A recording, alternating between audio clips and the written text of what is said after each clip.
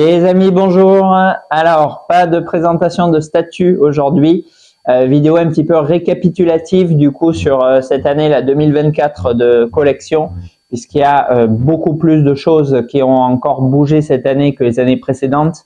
Là, cette année, on voit en fait un petit peu, je pense, les répercussions de ce que je vous ai décrit dans plusieurs vidéos là, sur l'envolée des prix, l'envolée des tirages et surtout ce fameux système de paiement en 4 fois, 10 fois, 12 fois, etc. qui bien évidemment n'allait pas, comme je vous le disais, faire perdurer ad vitam aeternam le second marché, le second souffle d'achat des collectionneurs et a fortiori la santé financière des boutiques, des distributeurs et même des fabricants, puisqu'on a vu cette année que certains ont été impliqués.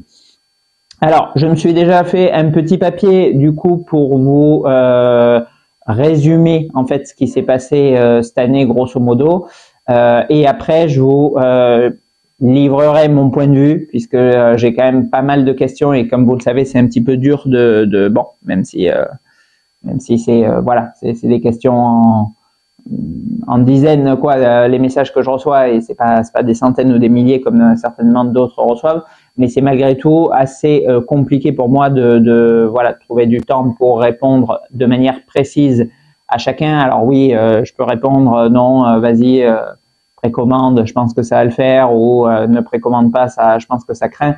Bon, ok, mais une réponse vraiment détaillée, fournie, etc. plus ou moins en adéquation avec le montant que va investir la personne. Malheureusement, ça, je n'ai pas le temps de le faire pour chacun. Et c'est pour ça, du coup, que je fais cette vidéo pour essayer de faire une réponse un petit peu globale, puisqu'en fait, les demandes sont plus ou moins toujours les mêmes. Elles concernent, bon, la qualité du produit. Ça, je sais pas, Madame Irma, donc bon. À part l'expérience avec tel ou tel fabricant, c'est compliqué de savoir. Mais aussi, est-ce que la marque du coup va perdurer? Est-ce qu'il y a des chances qu'il y ait des déstockages, des soldes, etc., etc. Donc, c'est une vidéo qui fait un peu suite, je dirais, à la très très bonne vidéo. Je pense que quasiment tout le monde l'a regardé, mais s'il y en a qui ne l'ont pas encore fait, je vous exhorte à le faire. Qu'avait fait Nico sur la chaîne File & Geek. Faut-il précommander ou non? Où la réponse est quand même grosso modo non, et je plus sois à mort ce sens, puisqu'effectivement, bon déjà vous avez dû le voir sur la page, je propose extrêmement peu de précommandes maintenant, elles sont vraiment très très réduites parce que d'une les prix sont complètement pour la plupart des produits délirants, et je veux pas vendre consciemment des statuts en sachant qu'elles vont baisser et que les gens vont perdre de l'argent. Et deuxièmement, en plus, selon les marques, qu'est-ce qui va arriver en produit final et est-ce qu'il y aura un produit final tout court. Voilà. Donc du coup, la page là se concentre maintenant sur grosso modo les remises que font EO et qui sont bon quand même rarement agressives, puisque par exemple là sur le Black Friday, sur quasi toutes les pièces que proposait Toy Planet de Prime One Studio, ils étaient TTC, donc en prix public pour vous, moins cher que ne me les propose EO hors taxe, auquel il faut ajouter 20%. Voilà. Donc par exemple, je ne sais pas, un exemple simple qui m'a été reproché moult et moult fois par David. Le Batman versus Superman, la statue gigantesque là que je vous ai présentée en diorama, elle est chez EO à plus de 2000 euros, je crois, avec les taxes de 2100 euros, un truc du style, je crois, 2200 euros, et elle est vendue 1500 euros chez Toy Planet. Voilà, un exemple type. Le Robin, qu'avait aussi acheté David, pareil, je crois qu'il est à quelque chose comme 800 et quelques euros déstocké, en hot deal, ils appellent ça, et il est à 650 euros chez Toy Planet. Enfin, bref, toutes les pièces que j'ai regardées, Daniel m'avait aussi demandé le Batman versus Joker dans la cuve. Enfin, toutes ces pièces-là sont vendues pour vous à prix public, moins cher du coup chez Toy Planet que je ne les achète chez EO. Donc bon, bien évidemment, Voilà, tout ça pour dire que je vous propose quand il y a une affaire, parce que c'est sûr que si c'est pour vous dire oui, alors acheter à prix coûtant mais 300 € ou 500 € de plus que chez Telle Planète, bon, bien évidemment, ça n'a pas de sens. Voilà. Donc du coup, bon, les offres se raréfient. Après, bon, pas dramatique non plus en soi pour moi, parce que voilà, comme je vous l'ai dit, bon, quand même un petit ras-le-bol malgré tout voilà, alors pas de vous présenter les statuts et du monde du produit dérivé, mais de toute l'ambiance qui règne. Bon, disons que s'il y a des chouettes produits à bon prix, c'est génial, je vous les partage avec plaisir. Bon, s'il y en a pas, c'est pas la fin du monde, quoi, enfin, moi je trouve. Et ni en termes de collection d'achat, ni voilà, ni pour la chaîne. Donc peut-être que, enfin très certainement même qu'en 2025, du coup, il y aura plus une vidéo par semaine, je pense, parce que tout simplement, ben, il y a quasiment plus de précommandes et plus trop d'affaires. Enfin, en tout cas, elles sont plus parsemées. Je pense pas qu'il y en ait une par semaine. Voilà. Bref, bon, ça c'est pour ce qui se passe sur la petite chaîne Level Brothers, mais c'est pas très important. Alors, qu'est-ce qui s'est passé du coup cette année? Donc, on voit bien sûr, on va remonter l'échelon de manière décroissante. On a bien sûr vu pas mal de boutiques qui ont de plus en plus de problèmes. Bon, là, je vais pas m'étayer là-dessus parce que d'une, bon, ça ne les aide pas de les citer. De deux, bon, je pense que quasiment toutes, si ce n'est toutes, elles font vraiment tout ce qu'elles peuvent pour maintenir leur entreprise, parce qu'il faut savoir quand même qu'une entreprise comme un commerce, ça n'a rien à voir avec un distributeur ou encore moins une marque ou une banque ou un groupe comme, je ne sais pas, Virgin Megastore, Géant Casino, etc. Où là, il y a des centaines ou des milliers de personnes qui sont salariées et vous en avez très certainement, en tout cas quand c'est en France, 70 ou 80% qui en ont strictement rien à faire, pour rester poli, de leur entreprise et qui viennent juste chercher leur chèque en faisant le moins possible. Bon, pour un commerce, où généralement ça va de 1 à peut-être, je ne sais pas combien il y a de salariés dans les grosses structures, mais peut-être, je ne sais pas, très sincèrement, je ne sais pas, 10, 20, 30 personnes, je ne sais pas. Bon, bien sûr que le gérant et une grosse partie de l'équipe, là par contre, est très très impliqué à maintenir la santé de la boutique, parce que c'est une entité vraiment qu'ils aiment et qu'ils ne souhaitent pas voir disparaître. Donc voilà, donc c'est pour ça que sur les boutiques, je ne m'étendrai pas. Mais c'est sûr que malheureusement, que ça soit volontairement ou non, on a vu quand même de plus en plus de boutiques, même des grosses. Il y avait notamment le Tsume Store de Barcelone que j'avais visité, qui était une boutique qui devait faire, je ne sais pas, c'était vraiment très très grand, honnêtement. Je dirais à peu près comme celle que j'ai vue à Dubaï, même peut-être plus grande, passée sur 2 étages. Non, peut-être même plus grand que ça. Je sais pas, de 250, 300 mètres carrés. Enfin, pour une boutique de statut, c'était vraiment très, très, très gros. C'est beaucoup plus gros que celui de Paris, pour ceux qui l'ont vu. Et voilà. Et apparemment, ou je ne sais pas quoi, bon, on va pas rentrer dans les détails, je les ignore de toute façon. Le chef a quitté du coup l'entreprise avec un morceau de la caisse. Et du coup, les clients vont pas être livrés, Tsume, impactés, etc., etc. Bon, bref, bon, ça c'est, je dirais, ça concerne voilà, je ne sais pas combien de clients ont précommandé là-bas, mais bon, un flux relativement restreint, même si bien sûr, bon, pour les gens qui sont concernés, c'est pas à minorer, mais bon, voilà, c'est un impact, je veux dire, bon, pour nous en France par exemple ou les autres pays, bon, il n'y a pas trop d'impact. En plus, ça concerne que les pièces Tsume, bien sûr.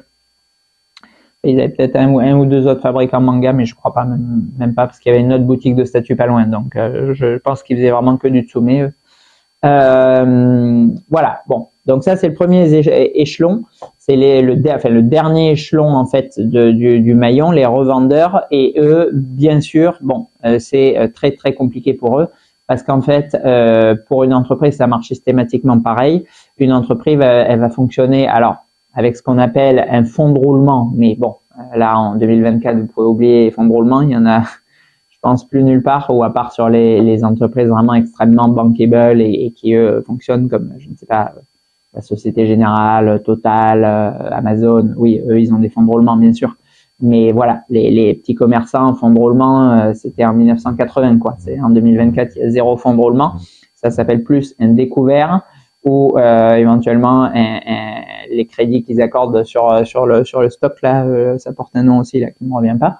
Bref, bon, voilà. Donc ces entreprises, dans le meilleur des cas, elles sont à flot. Dans le pire des cas, malheureusement, elles sont, enfin il y en a beaucoup qui doivent l'être malheureusement. Et je dis pas ça, ça me réjouit pas. Dans le négatif, au bord du précipice. Voilà.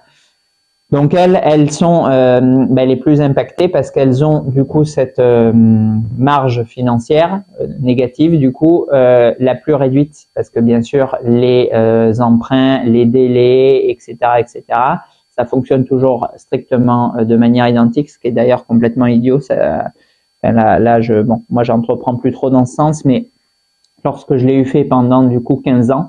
Les banques, les organismes financiers, les sociétés de crédit, enfin, les fonds d'investissement, tous ces machins qui vous prêtent de l'argent, ils ne fonctionnent qu'avec un chiffre d'affaires. C'est ça qui est pour moi complètement aberrant. C'est-à-dire que, je vous donne un exemple très simple pour que vous le compreniez, une boutique, elle va faire 100 000 euros et elle va en redépenser entre ses charges, ses emprunts et ses achats de stock 90 000, il va donc lui rester 10 000 euros de marge brute. Et à côté, vous avez une autre boutique qui, elle, va faire 50 000 euros, mais qui ne va avoir que 25 000 euros du coup de frais. Et elle va dégager du coup 25 000 euros de marge brute. Bon, à laquelle des deux la banque va le plus prêter? À la numéro 1. Voilà, c'est ça qui est aberrant parce que quand vous allez demander de l'argent, bien évidemment, pour rembourser les mensualités, il faut du bénéfice. Vous remboursez pas avec, vous dites pas, je vais arrêter de payer mon électricité, je vais rendre mon crédit à la place, quoi. Bon. Et donc, bien évidemment que dans le cas numéro 2, le petit commerçant, il a beaucoup plus de capacité de remboursement, il a 25 000 euros de capacité de remboursement, alors que le premier, il n'en a que 10 000. Paradoxalement, les banques, elles vont plus prêter au cas numéro 1 parce que le chiffre d'affaires est supérieur. Bon, voilà. Ça, c'est un truc que j'ai absolument jamais compris et que chaque fois que je me suis entretenu avec quelqu'un de la finance pendant 15 ans, je lui ai dit, je suis désolé, c'est idiot. Il y en a qui disent, oui, je sais, c'est idiot. Bon, d'autres non. Oui, vous comprenez, monsieur Alm, machin et tout. Bon, bref. Bon, voilà. Donc ça pour moi. Et donc, tout ça pour revenir au fait que, du coup, les commerçants, bien sûr, c'est eux qui vont générer le moins de chiffre d'affaires par rapport à un distributeur ou à un fabricant encore plus. Et du coup, c'est eux qui vont avoir ces capacités d'endettement, de financement, de découvert, de rallonge, de report, bon, tous les systèmes de paiement qu'il existe. Quand on est malheureusement dans la mouise, les plus faibles. Voilà. Donc, ça va, entre guillemets, se finir assez vite si la situation est mauvaise. Voilà. J'essaie de ça, en fait, c'est absolument pas du tout, bien sûr, pour aggraver la situation ou souhaiter à qui que ce soit de disparaître ou l'inverse. C'est encore une fois, bon, je vais pas vous parler de tout et n'importe quoi dans cette vidéo, sinon elle va durer 4h30, mais là, j'étais, comme vous l'avez vu là dans le vlog, une dizaine de jours là à Dubaï, et j'ai vraiment adoré l'ambiance parce que justement, 95% on va dire des gens travaillent et du coup, tout le monde a de l'argent, alors à des différents niveaux, encore une fois, faut pas s'imaginer des stupidités comme j'avais vu sur YouTube où j'avais vu, si tu gagnes pas 10 000 euros, c'est pas la peine d'aller à Dubaï. C'est des conneries absolument gigantesques et monumentales, puisque là-bas, j'ai parlé avec des gens qui gagnaient de 800 à 1500 euros, donc beaucoup moins qu'en France, puisque le SMIC vient de passer à 1430, et que le salaire médian, en comptant les très très riches, puisqu'il y a des gens qui ont vraiment beaucoup d'argent effectivement là-bas, est de 1800 euros. Donc je ne sais pas combien est honnêtement le salaire médian en France des gens qui travaillent, mais à mon avis, plus haut parce qu'on démarre à 1004. Là-bas, du coup, on démarrait à 800. Donc, fatalement, même s'il y a des très riches, il y en a pas beaucoup. Et par contre, il y en a beaucoup qui sont dans la tranche 800, 1500. Alors que ici, même s'il y a pas mal de gens au SMIC, bon, il y a beaucoup de salaires quand même qui avoisinent les 2000 euros en France dès qu'on a un petit peu de responsabilité. Donc, si ça se trouve, le salaire médian en France est plus haut qu'à Dubaï. Donc, encore une fois, un a priori complètement idiot, quoi. Bon, bref. Donc, tout ça pour dire qu'effectivement, l'ambiance était extraordinaire là-bas parce qu'effectivement, comme tout le monde travaille, est actif, bouge, etc., en fait, ça fait boule de neige, ça fait une boule de neige positive. Bon, et ici, effectivement, c'est un peu l'inverse. On a un peu tiré vers la négativité. Bon, c'est pas une vidéo sur l'ambiance du pays. Et tout ça pour dire que, bien évidemment, que je ne souhaite à strictement personne, aucune boutique, et encore moins de statut, de disparaître, quelle qu'elle soit. Bon.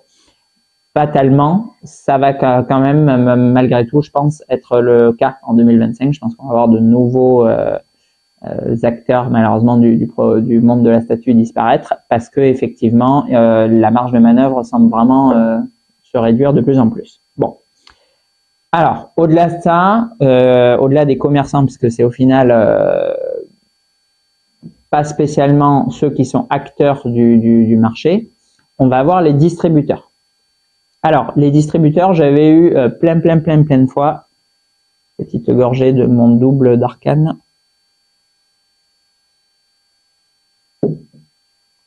Bien parfumé. J'avais eu plein de fois des messages me disant oui, les distributeurs, s'ils font des remises et des soldes et tout, t'inquiète, c'est qu'ils peuvent se le permettre. Voilà. Cette phrase, je l'ai reçue trop de fois.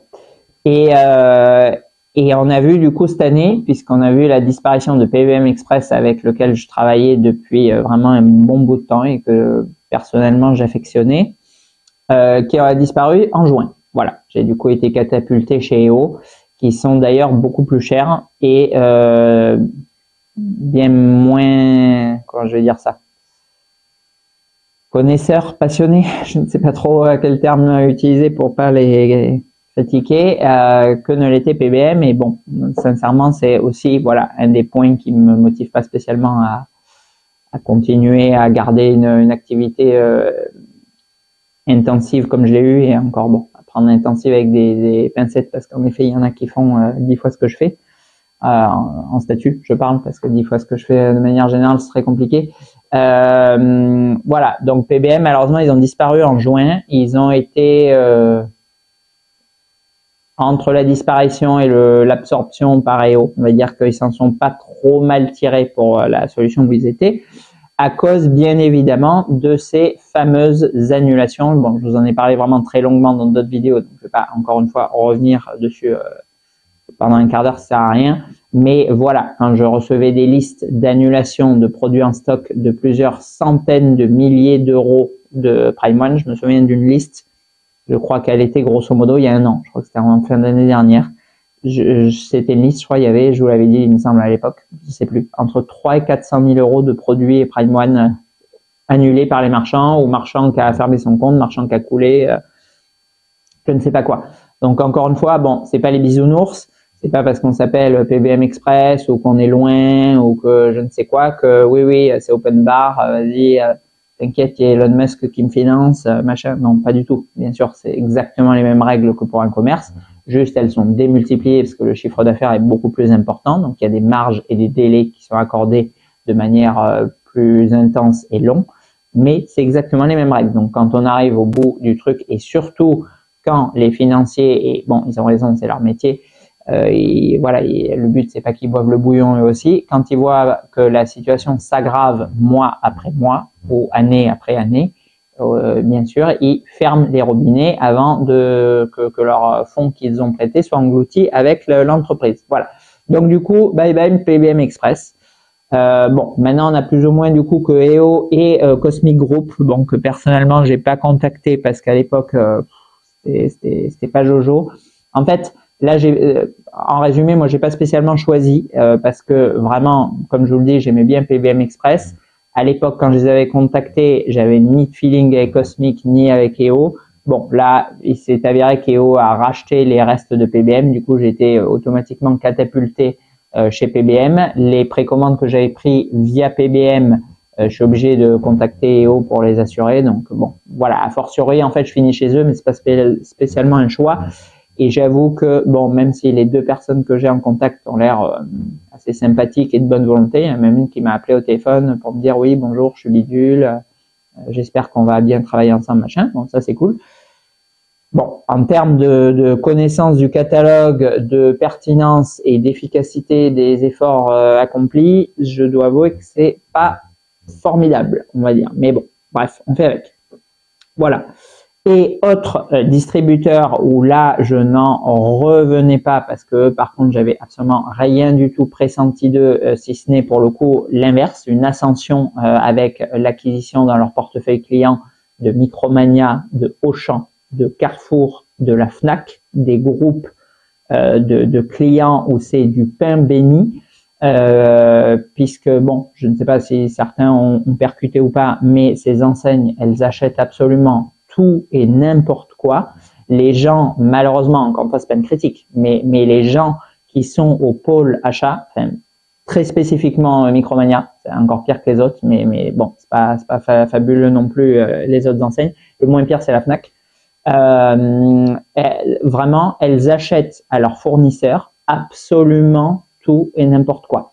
C'est-à-dire que Abiscorp, l'entité dont je vous parle, qui distribuait du coup à tous les Micromania, tous les Auchan, tous les Carrefour, toutes les Fnac, arrivait à leur vendre n'importe quelle connerie à n'importe quel prix. C'est-à-dire que vous voyez des figurines, des jeux, des mugs, des goodies, de la bouffe, des pop, mais des trucs mais invendables, destinés d'avance à être soldés, des trucs que personne ne va acheter au prix public, c'est une évidence, et que pour se débarrasser, puisqu'ils ont souvent des petites surfaces et ils ont besoin de beaucoup de turnover, ils vont ensuite solder à 60, 70, 80% du prix de vente publique, et en sachant qu'ils ont des marges extrêmement faibles parce qu'ils sont tous même s'ils achètent en gros, ils sont tous tout le temps en extrême concurrence à envoyer des espions chez l'autre, chez l'un, etc.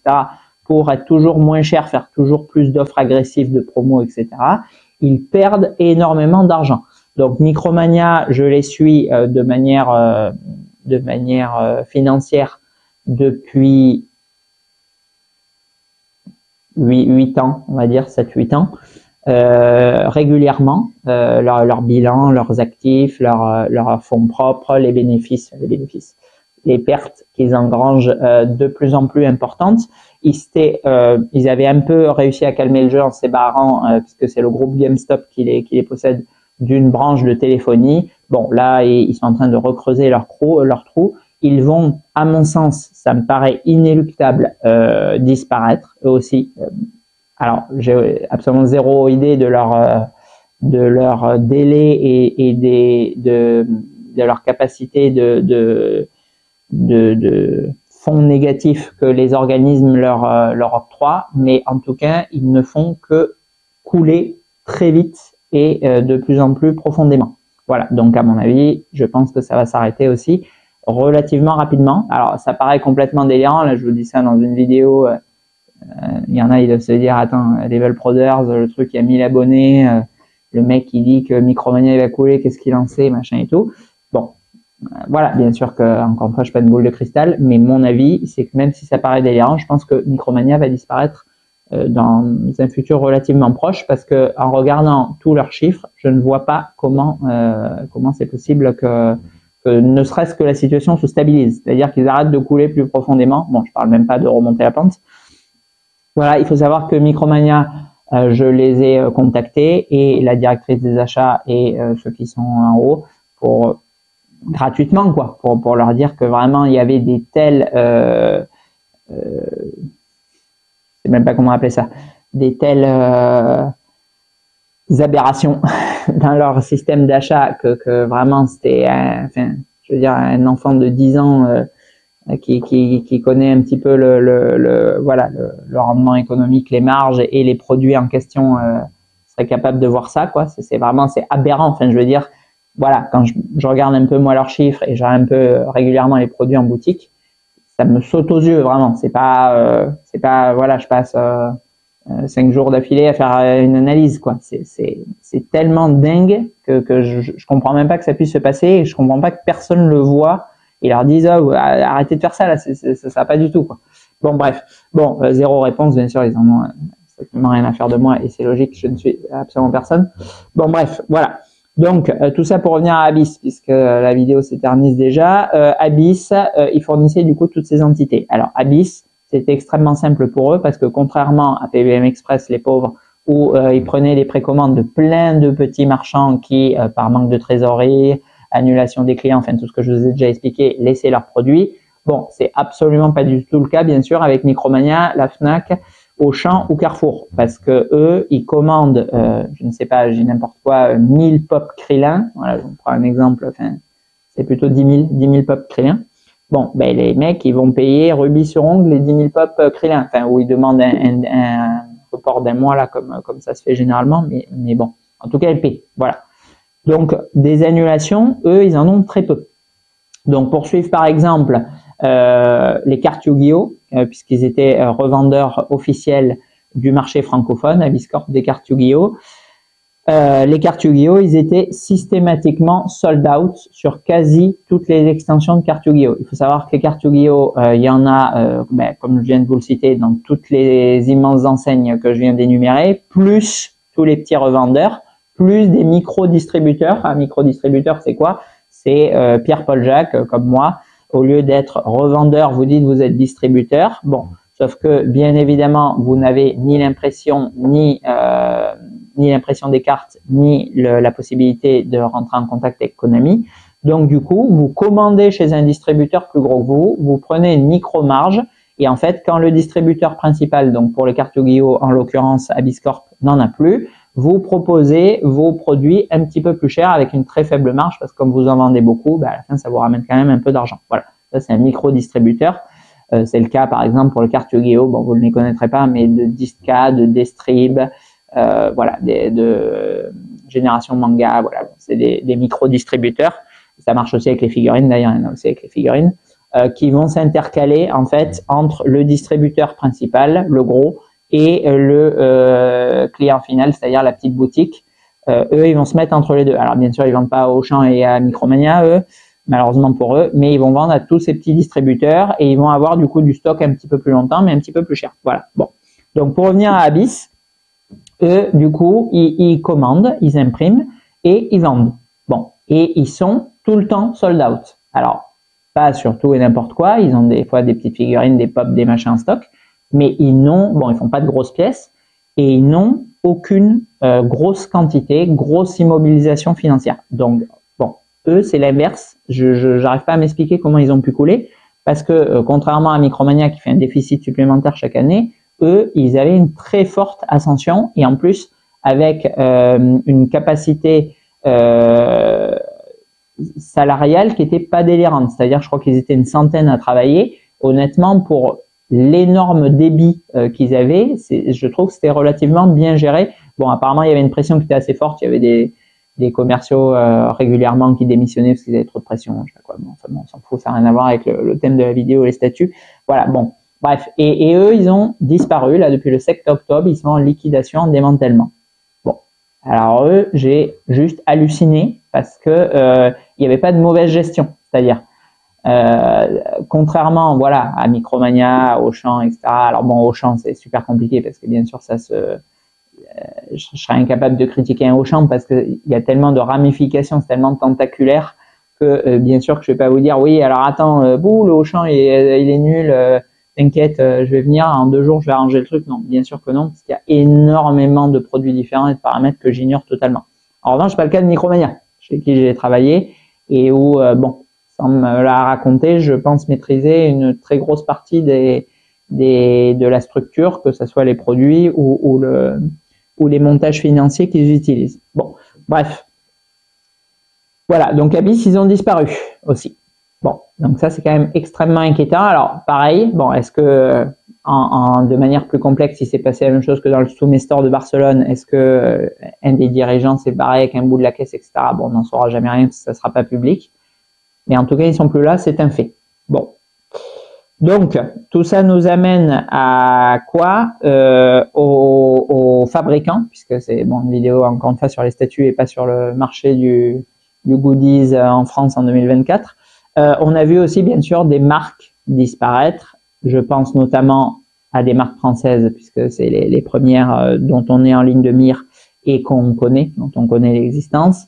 À savoir Oniri et Camille Arts, même si effectivement c'est un peu antérieur ce qui s'est passé à 2024, mais bon, on a eu grosso modo les retombées cette année. Voilà, avec, on l'a vu aussi chez Nico, des soldes de Megazord à 200 € au lieu de, je sais pas combien c'était, 1000, un truc du style de base. Voilà, donc nous le voyons et d'où l'intérêt de l'avenir des marques. Et est-ce que je vous encourage ou non à acheter des produits de tel ou tel fabricant ou encore plus dangereux à les précommander. Alors, de manière générale, je vous invite à ne quasi rien précommander. Bon, pourquoi? Parce que ça fonctionne toujours exactement pareil. Une précommande, elle a pour but, alors elle peut avoir deux buts, comme l'a dit Nico, donc je vais pas plagier ce qu'il a dit, mais grosso modo de réserver la pièce pour être sûr d'en avoir. Bon, ça n'existe quasiment plus, à part chez Elite Creature, et je ne fais pas mon fanboy. C'est simplement que dans les 10, j'en ai pris 10 du coup. Dans les 10 fabricants que je vais vous énoncer, il y en a 9 où il n'y a jamais de vrai sold out. Alors là, on va parler de vrai sold out, parce que ça aussi, c'est complètement maquillé et truqué, puisqu'on a beaucoup de fabricants qui le font régulièrement, qui annoncent des sold out en 1 heure, en 3 heures, en 20 minutes, en 3 jours, en même en ski, quoi. Bon, qui sont complètement truqués parce que, encore une fois, ils vont produire, je vous le fais simple, 1000 unités, ils vont en foutre 200 sur le site en précommande et ils vont en enquiller 800 à leurs revendeurs, tous les revendeurs, toutes les boutiques, les revendeurs de chez eux, je sais pas, garder une partie de la production pour la ressortir un peu plus tard, enfin, je sais pas. Bon, toutes ces magouilles là à la noix pour vous faire croire qu'il y a 1000 personnes en 1 heure qui achètent une statue à 4000 €. Bon, bref, ce genre d'idiotie. Voilà. Et ça, bon, effectivement, comme ils sont extrêmement mauvais, eux, pour le coup, et je vous le dis depuis le début que je fais des vidéos chez Elite Creature, eux, ils ne font pas ce système. Alors, bon, encore une fois, pour eux, c'est catastrophique parce que, et franchement, je sais même pas comment ils sont encore en vie, Elite Creature. Mais par contre, c'est toujours pareil. Quand c'est mauvais pour le distributeur, c'est bon pour le consommateur et inversement. Quand le distributeur se gave, c'est le consommateur qui trinque. Bon, comme il y a beaucoup de distributeurs de fabricants qui se rincent bien évidemment, vous aurez compris que c'est souvent le cas numéro 2. Bon, alors Elite Creature, eux, avec leur système complètement nul à chier qu'ils utilisent depuis quasiment le début, enfin pas le début, mais quand ils ont commencé ça, ils ont fait leurs 1000 pièces jusque... Alors, le Vador, c'est le 13. Le Reaper, c'est le 14. Donc là, il y avait un tirage beaucoup plus petit, mais ils ont encore fabriqué. Le Marcus, c'était le 15, je crois. Donc, pareil. Ouais, autour du volume 15. Non, peut-être un peu plus. Non, ils ont continué avec Jason et Freddy. Non, donc plus que ça, jusqu'au volume 20, un truc du style. Voilà, donc bon, ils ont continué jusqu'à 2018, ça doit être du coup un truc du style, le volume 20. Et après, ils ont fabriqué en fonction des précommandes. Bon, donc ce qui est catastrophique pour eux parce qu'ils font des licences de niche, les gens ne précommandent pas. La période de précommande est ridicule. Là, sur la tête Raptor, il y avait, j'ai plus 3 semaines ou 1 mois, je sais plus combien c'était, enfin n'importe quoi. Mais par contre, gros avantage pour le consommateur, en effet, ils vont fabriquer que le nombre de pièces qui a été préco. Donc là, très régulièrement pour eux, les pauvres, 100 exemplaires. Puisque, bon, fatalement, c'est quand même des grosses sommes. Ils ont quand même beaucoup monté leur prix aussi, Elite. Et comme ils fabriquent pendant 1 mois des produits de niche en fonction des précommandes, donc forcément, on arrive avec des 100 exemplaires. Bon, alors eux, pour le coup, et ça n'a rien à voir avec le fait que j'adore Elite Creature, eux, il y a un réel intérêt de précommande parce que sinon, il n'y a pas. Là, eux, clairement, il n'y a pas de truc, oui, attends, on a caché, il y a un bout pour l'Asie, ça, en fait, c'est pour Hong Kong, mais c'est pas vraiment la Chine, machin, enfin, tous ces bobards interdimensionnels, quoi. Eux, c'est, il y en a 100, il n'y en a pas 101, quoi. Bon.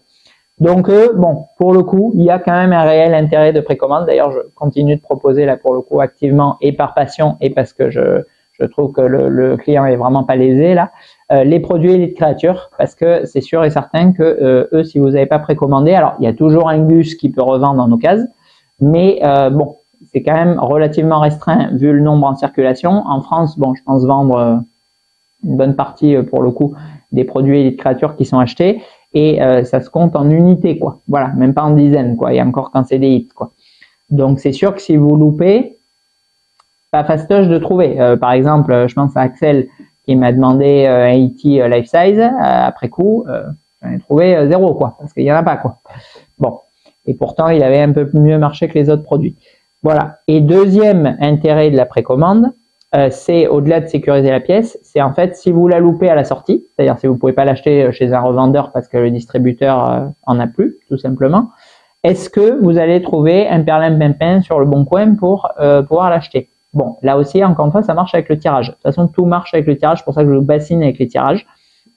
Parce que, encore une fois, quand il y a, j'ai n'importe quoi, 30 bons hommes en France qui ont acheté la statue, bon, vous avez une grande chance, si vous n'êtes pas en assistance respiratoire pour avoir la statue sous 48 heures, vous avez de grandes chances que dans les 6 prochains mois, effectivement, quelqu'un, parce qu'il a besoin de thunes, parce qu'il n'y a plus de place, parce qu'il veut acheter un autre truc, parce que sa femme menace de le larguer, parce que je ne sais quoi, revendre sur le bon coin la pièce et que vous puissiez l'acheter avec, en plus, la plupart du temps un discount, puisqu'effectivement, comme elle est plus neuve mais d'occasion, souvent les gens vendent moins cher.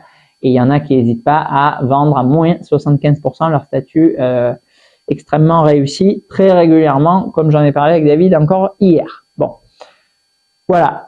Maintenant, quand des produits Elite Créature, il y en a 3 en France de la même statue, et c'est pas une expression, là, ben, fatalement, il y a 10 fois moins de chances que ça arrive, voire pas du tout, parce qu'il y a des produits qu'on voit pas du tout. D'ailleurs, j'ai vu 0 E.T. en vente en occasion.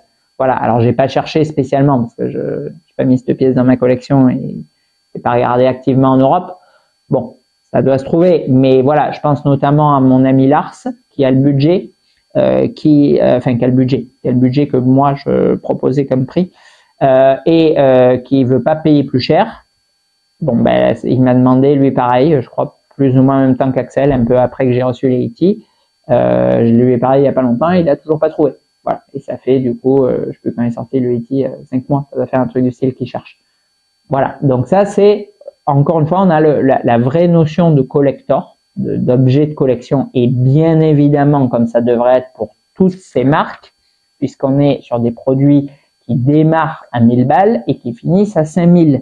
Donc, encore une fois, c'est pas une Funko Pop où vous dites, ouais, c'est pas grave, voilà, je perds un peu de sous, je la revends à la moitié de ce que j'ai acheté, t'es mon pote là, ce genre de truc. C'est censé être là des vrais collectors. Alors, les gens utilisent collector pour tout et n'importe quoi aujourd'hui, mais là, quand même, bordel, avec des sommes comme ça devrait être ça. Ça devrait être, vous l'avez loupé, vous mettez beaucoup de temps avant de la retrouver.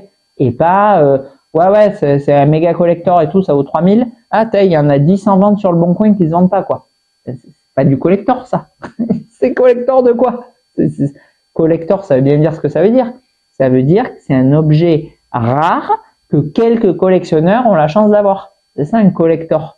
C'est pas un truc qu'on trouve partout, quoi. Voilà. Mais bon, bref. Bon, donc, on va prendre ces fabricants un par un. Ça va être vraiment très long, je pense. Et je vais du coup vous dire ce que j'en pense. Je pense que je prendrai un petit stylo à la fin. Je mettrai du coup des numéros par ordre décroissant, du plus craignos au moins craignos, selon les marques que je vous déconseille fortement ou non de précommander. Alors, bon, là, il n'y a aucun classement. Je les ai marqués l'ordre qui me venait en tête. Alors, donc, les paramètres qu'on va reprendre sur ces marques, ça va être tout le temps les mêmes. Ça va être le prix. Parce que plus il est élevé, plus il y a de chances qu'il y a la baisse et forte baisse. Parce que comme me l'a encore redit Cédric hier, bien sûr que quand il y a une baisse de 20% sur un produit à 3000, ben, vous prenez pas la même carotte que quand il y a une baisse de 20% sur un produit à 500. Le tirage et le côté crédible, je vais dire, de la marque, c'est-à-dire la différence de qualité entre les protos qu'ils vous promettent et ce qui est livré. Alors, on va commencer par Queen Studio.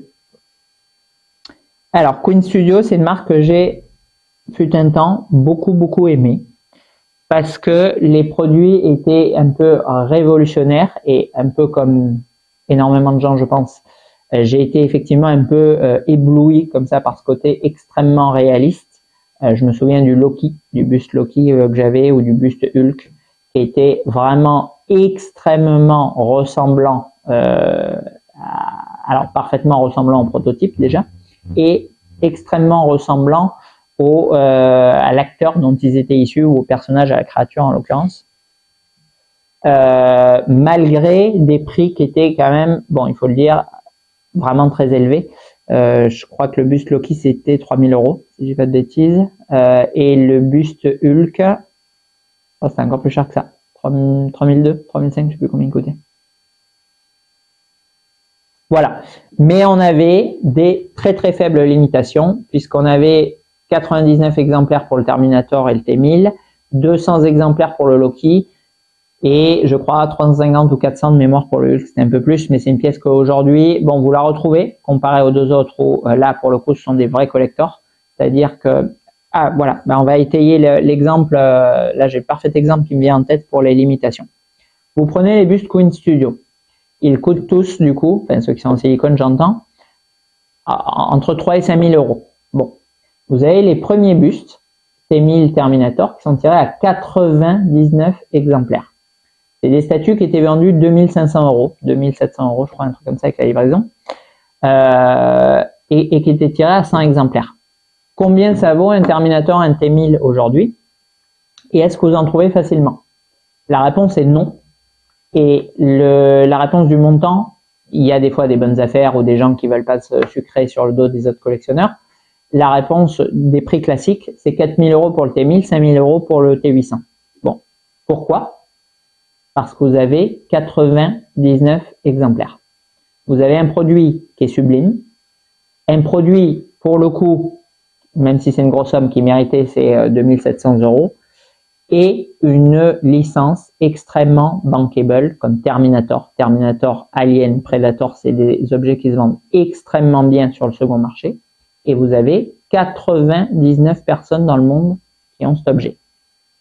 Donc là, vu que c'est une réussite et que très peu de gens veulent s'en séparer et qu'il y en a très peu en circulation, vous avez très rarement l'objet en vente sur le second marché. Donc là, on a du coup une hausse du prix parce qu'on a beaucoup plus de gens qui veulent acheter le produit que ceux qui le vendent. Inversement, pour les bustes suivants, qui sont tirés pour la quasi-totalité de personnages Marvel, où Marvel, bon, ça reste une saga fantastique, ce que nous a livré Disney, mais effectivement, elle est quand même un peu passée, beaucoup plus en tout cas que ne l'est un T800, ou Schwarzenegger tout court. Et on a pour chacun de ces bustes 3, 400, 500 exemplaires. Donc 3, 4, 5 fois plus de gens qui possèdent cet objet et qui cherchent à s'en débarrasser. À cela, bien évidemment, Queen Studio s'est pas contenté d'augmenter le prix. Ils ont aussi augmenté, c'est pas contenté d'augmenter le tirage, ils ont aussi augmenté le prix. C'est-à-dire que de 2700, ils sont passés jusqu'à 5500 €, le double. Donc là, effet totalement inverse, nous avons bien sûr beaucoup plus de gens déjà qui mettent le produit sur le marché. C'est mathématique. De toute façon, vous avez 100 pièces, vous avez 500 pièces, il y a 5 fois plus de chances que la pièce elle arrive sur le marché et 5 fois plus, en l'occurrence, il y en a 5 fois plus sur le second marché. Bon, ça c'est une règle mathématique, c'est pas oui, non, tu comprends, machin, en fait, attends, je vais te montrer net. Bon.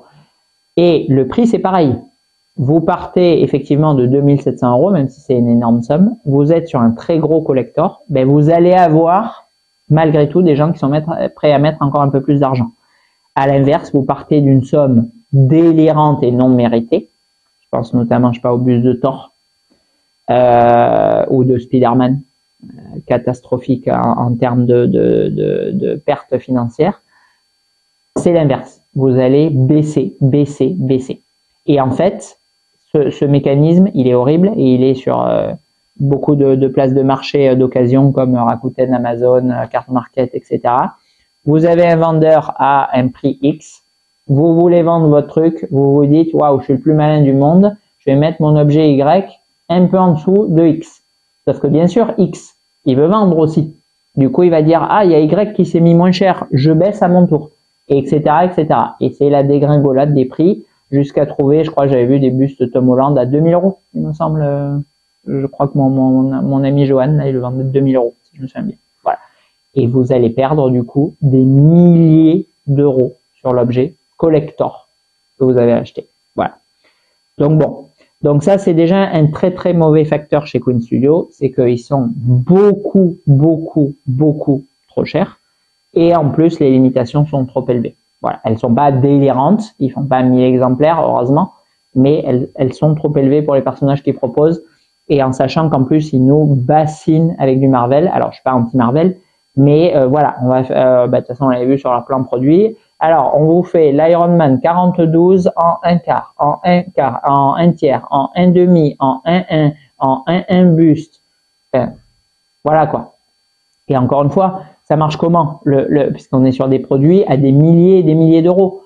Un collectionneur lambda, il va se dire, je veux l'Iron Man 42. Bon, ben forcément, je prends la 1 tiers, ou je prends la 1, ou je prends le buste, ou voilà, il va en choisir un quoi. Enfin, à part Ronnie Stark, personne va dire oui, je prends le life size, je prends le buste, je prends le 1,5, je prends la 1 tiers.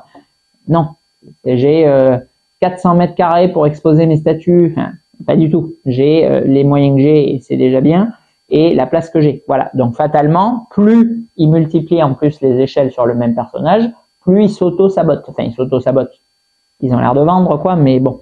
En tout cas, pour les collectionneurs, c'est désastreux ce système. Bon. À côté de ça, dernier point, et alors là, bon, ça va pas être pour le coup trop le cas chez les autres, on a des produits finaux qui sont extrêmement loin du prototype. Donc là, c'est vraiment cherry on the cake, puisque effectivement, c'est très cher, c'est pas limité. On multiplie les échelles, et par-dessus, on montre un prototype et on livre un truc qui est vraiment très loin. Et je pense encore une fois au buste de Thor, où bon, Tom Holland, pour le coup, pour moi, c'est le perso qui n'intéresse pas du tout. Et là, le buste qui est relativement quelconque, mais il était, de ce que j'ai vu, plus ou moins fidèle. Mais Thor, vous avez vu le prototype, vous avez vu le produit final, quoi. Alors, oui, il y a eu des photos où il était, on aurait dit un truc Wish, quoi. Et bon, en le voyant là dans la vidéo de Samuel, il a pas l'air, effectivement, c'est pas un produit Wish, mais jamais de la vie, il a la gueule du prototype. Mais jamais. Là, il y a le Superman 1 tiers, que personnellement, je trouve assez réussi, le prototype. Et les premières photos de livraison, le truc, il est à vomir, quoi. Donc, bon, en plus, j'en ai vendu un en précommande. Donc, bon. Bon. Enfin, bon. Donc, voilà. Et alors, ça vient achever, en fait, du coup, la cote du produit. Parce que la seule chance pour revendre ce genre de produit, au final, c'est quelqu'un qui est complètement étranger à ce que je viens de vous raconter. C'est-à-dire quelqu'un qui passe pas sa vie H24 sur les forums de statues et qui connaît pas, du coup, la marque, le fabricant, l'édition, etc., etc. Bon, qui tape, je sais pas, statue Superman et il la voit sur le bon coin, il dit, ah, elle est trop classe, j'aimerais bien une belle statue de Superman, je vais prendre celle-ci. Voilà. Bon. Et bien sûr que quand la tronche, elle est finie à l'acide, bon, ben, bien évidemment que ça va pas finir de le décider à l'acheter, quoi. Voilà. Donc, bon. Donc, vraiment, catastrophique. J'aimais vraiment bien le fabricant quand il s'est lancé. Là, on verra à la fin, mais je pense que je vais classer vraiment en dernier, c'est-à-dire les méga giga warnings sur les précommandes Queen Studio. À mon avis, elles sont vraiment à fuir comme la peste. On passe à la seconde. Ça va durer vraiment très longtemps pour le coup. La seconde, c'est Infinity Studio. Alors, Infinity Studio, ils sont, je vais essayer de faire un peu plus court parce que vraiment, je pense qu'il y aura 1% de l'audimat qui va rester jusqu'à la fin de la vidéo. Infinity Studio, ils sont grosso modo comme Queen. On est dans le même délire, c'est-à-dire sur des statuts extrêmement chers, sur des limitations encore plus hautes que Queen. Là où ça va les sauver un peu à mon sens, c'est que ils proposent des produits, alors bon, déjà qui sont globalement relativement très réussis à la fin, malgré que voilà, tout le monde se foutait de la gueule complète de la Wonder Woman et compagnie avec des photos abominables avant qu'elle sorte. Bon, là, ça s'est un peu tassé, mais il y a un moment, elle était quand même bien recherchée, le buste life size, je parle, et elle avait même pris en cote. Bon, pour un produit aussi cher, c'est quand même assez rare. Et bon, eux, c'est vraiment, voilà, ils vous livrent un container de résine quand ils vous livrent, parce qu'ils vous mettent les bras, ils vous mettent le bas du torse, ils vous mettent un gros socle, enfin, vous recevez des encaistres. Je vous ai fait le Superman, je vous ai fait le Heath Ledger. On doit faire le Batman là bientôt. Bon, je parle même pas du Sauron qui a l'air complètement démentiel en taille. Voilà, eux, ils vous rincent de résine. Vous recevez des monstres de 50-70 kilos. Ils vous mettent effectivement les bras. C'est pas 0 bras, 1 bras, 2 bras. C'est la roulette russe pour les bras chez Queen. Bon, là, on a tout le temps les 2 bras. Donc, ça donne des poses, ça donne une carrure, une prestance quand même supérieure au buste. Et ils sont quand même extrêmement fidèles au prototype. Par contre, point négatif par rapport, et c'est pour ça qu'on les retrouve très régulièrement déstockés aussi, d'ailleurs ils le sont encore en ce moment, il y a la Harley, il y a les 2 Batman, là, The Batman et le Bale, il y a, je sais plus quoi, il y en a 4-5 qui sont déstockés, oui, il y a Mera, très certainement, parce que trop d'exemplaires. Voilà, alors eux c'est encore pire, c'est je sais plus, c'est du 600-700 exemplaires je crois sur des trucs à 5000 quoi. Voilà. Alors ils ont une forte popularité en Asie, plus que Queen, mais c'est quand même trop. Il y a trop de pièces malgré tout pour des trucs à ce prix-là. Encore une fois, c'est trop. Maintenant, ils sont honnêtement quand même assez époustouflants. Le Superman, le Cavill là. Couvre le truc, il est quand même vraiment très classe. Et le Joker, il était délirant. Franchement, le Joker S Ledger, il est vraiment ouf. J'aime moins le Joaquin Phoenix que j'avais vu du coup chez Max dans l'expo. Moi, je suis moins fan. Là, pour le coup, j'ai vraiment plus aimé le Queen, même si pareil, bon, 5000 de base, je crois que je l'avais vendu 3005 en économisé et partagé. Et des fois, on le voit à 3000 euros ou en dessous de 3000 euros. Bon, beaucoup trop cher. Mais en head sculpt et tout, même s'il n'y a pas les bras, je préfère le Queen. Mais voilà, mais bon, Infinity font des très beaux produits. Maintenant, c'est beaucoup trop cher. C'est beaucoup trop cher et c'est beaucoup trop limité. Donc, pour moi, à acheter d'occasion ou déstocker, mais pas en neuf et encore moins en précommande. Prime One Studio. Alors, Prime One Studio, ils ont plus ou moins le leadership sur le monde de la statue avec Sideshow. Ils se partagent du coup le marché rentable. Eux, pour le coup, ah oui, parce que dernier paramètre, bon, je verrai en conclusion, c'est est-ce que je pense que la marque risque de faire faillite aussi. C'est aussi bien sûr un paramètre à prendre en compte quand vous précommandez. Alors, Prime One Studio, bon, eux, je pense qu'ils seront en number 1 ou number 2 sur le risque de faillite, parce que je pense qu'il y en a pas loin de 0, parce qu'ils sont, eux, pour le coup, très rentables, je pense. Bon, Prime One Studio, bien sûr, ils ont des annulations. Bien sûr, ils ont souvent de la casse et ils remplacent, pour le coup. C'est un gros point positif, c'est qu'ils ont un très bon SAV. Contrairement à Elite Creature, par exemple, pour pas défendre Elite Creature. Elite Creature, le SAV, c'est 0. Voilà, je vous le dis, c'est pas, oui, c'est pas terrible, machin et tout. Il n'y en a pas. Voilà, c'est comme la communication. Je leur envoie des messages, j'ai 0 réponse. Ou comme la modification de leur système commercial, voilà, c'est 0 partout. C'est non et non. Voilà. On est dans notre coin, on fait ce qu'on en dit, on écoute personne, laisse-moi tranquille. Voilà. Bon, Prime One, effectivement, du coup, ils perdent un petit peu d'argent avec les remplacements, parce que pour le coup, ils en font. Et ils ont bien sûr aussi du stock en annulation, puisque c'est, je pense, quasiment de très loin la marque qui plombe le plus les distributeurs, les revendeurs, et eux-mêmes, ils ont beaucoup de stock dans leurs entrepôts. Maintenant, comme ils proposent énormément de licences et qu'ils vendent énormément, bon, ben, ils arrivent à absorber du coup ce stock et ces annulations et ces remplacements, et ils restent du coup bankable.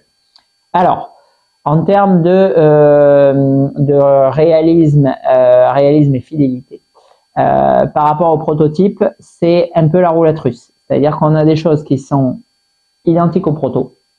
Il y a quasi pas de différence. C'est extrêmement bien fait. Il y a des trucs où il y a un énorme downgrade. Donc, en fait, il n'y a pas vraiment de moyen de savoir si ça va être fidèle ou pas. Il y a un peu les licences, parce que effectivement, il y a des licences où il y a très peu de loupés. Je pense notamment à Berserk et à Transformers. Il y en a d'autres où, bon, c'est vachement plus aléatoire. Batman, par exemple. Bon. Je dirais grosso modo, ça va. Il y a pas un énorme downgrade général systématique. Bon. Après, les quantités. Alors, les quantités, ils avaient complètement pété un boulard à un moment. On pense notamment au Justice Buster où il y a plus de 1000 unités. Truc incasable. Je peux combien c'était 3500 euros, 4000 euros de base. 1250 unités, je crois. Il n'existe même pas dans le comics. il existe, mais il a pas cette gueule. Enfin, bon, bref, bon, Apocalypse Now, du coup, sur le Justice Buster.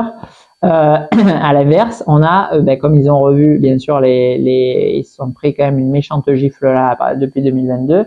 On a plein de pièces à 100 exemplaires. J'ai mon petit, comment il s'appelle, mec de Suicide Squad là, Peacemaker là, 100 exemplaires. Là, il y a, je crois, le Joker Libermero là. 100 exemplaires là qui est en train de sortir. Je sais pas, enfin, je vous ai unboxé des trucs il y a pas longtemps. 100 exemplaires. Les Predators 300 exemplaires. Bon, voilà. En même temps, avec ce qui s'était rincé avec le jungle, bon, ils peuvent se contenter de 300. Voilà. Bon, bref. Donc du coup, bon, le tirage, on va dire que il est plus ou moins cohérent parce qu'encore une fois, eux, ils ont une très grosse période de précommande, mais ils prennent en compte quand même les précommandes pour vendre.